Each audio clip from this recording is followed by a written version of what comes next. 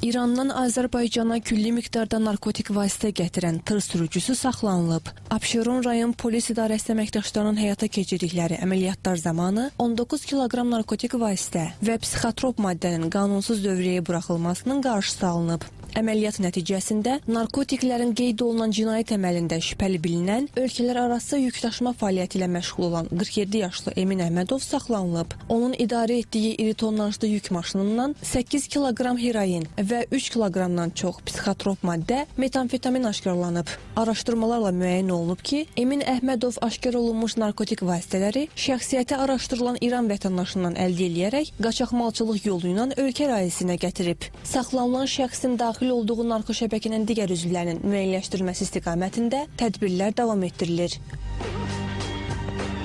Uzun müddətdir tır şoförü işləyirdim. Bakı-Naxçıvan İran yolu ilə və bir İran vətəndaşı ilə Hacı ləqəbli adlarında tanış oldum. O mənə narkotik vasitəsinin keçirməyini təklif elədi. Onu çatdıracaqdım o dediyi ünvana.